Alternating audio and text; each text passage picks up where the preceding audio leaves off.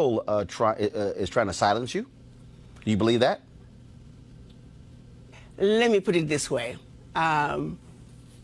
Maybe I lasted longer than I probably would have based on my views on France. And it's not even my view. It's basically stating the facts in terms of what France is doing to Africa.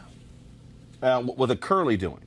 What they're currently doing and have been doing for decades since the quote-unquote independence of the former French colonies, yes.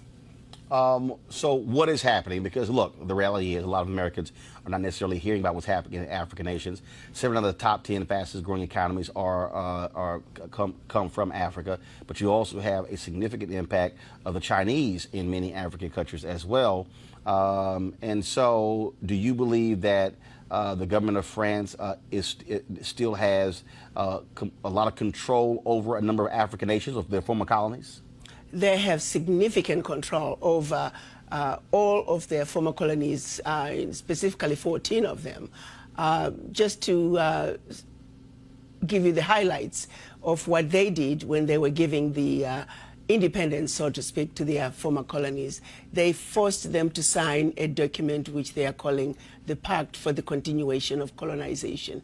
You have to understand, on one hand, they are saying we're giving you independence, which turned out to be mostly political independence, but that you also have to sign this document, which is titled the Pact for the Continuation of Colonization. So you're going to be independent, but you have to agree to continue to be colonized. So 2 countries said absolutely not. We are not going to sign those that document. Those 2 countries? Mali and Guinea. Okay. And what the French did, they went into those 2 countries, took everything that they thought they had brought to those 2 economies, poured concrete into the sewage pipes, and completely devastating the 2 economies. This was done as a way of letting the other countries know that if you do not sign this document, this is the fate that awaits you. How has that negatively impacted those African countries? It has impacted them terribly, terribly, terribly.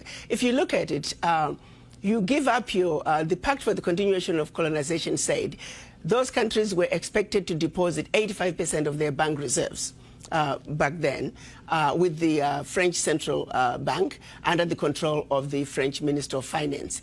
And should those countries wish to request some of those monies, because remember they were only left with 15% of their reserves, then they would have to submit a financial statement for the country, and if approved, they could only access up to 20% of whatever they had deposited the year before as a loan at commercial interest rates. The only difference now is the 85% deposits have now been lowered down to maybe between 50 and 60%. But the countries are still forced and required to deposit their bank reserves with the French Central Bank. So picture this situation. You are depositing all your monies with France. Should you need some of your money, you get it as a loan at commercial interest rates. So immediately you have a credit with France, but you begin to owe France. This has been going on and continues to this day. So combined, the 14 countries are giving to France cash, cold hard cash, over $500 billion every year. And France takes that money and invests it in its own stock market under the French name, and the countries may or may not know the returns. Currently, for every 14 billion that France takes out of Africa, by the time they finish investing it in the French stock market, they are realizing upwards of 300 billion. So you do the math to see how much money France is taking out of Africa every year. And yet France has the audacity to then look at African countries and call them poor countries. Why would poor African countries give $500 billion to France year in and year out? What really gets me the most is, how does the world sit back and watch this carnage take place in Africa? Where is the United Nations? This is the body that's supposed to be looking out for any violations of human rights. It is my humble opinion that singularly, what France is doing to Africa is the biggest violation of human rights.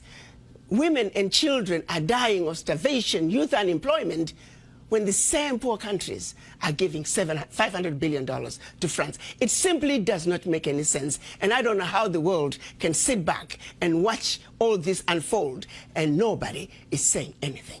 It's unacceptable. It is wrong, and we're simply asking France to do what is right, what is just, and what is fair with the Africans.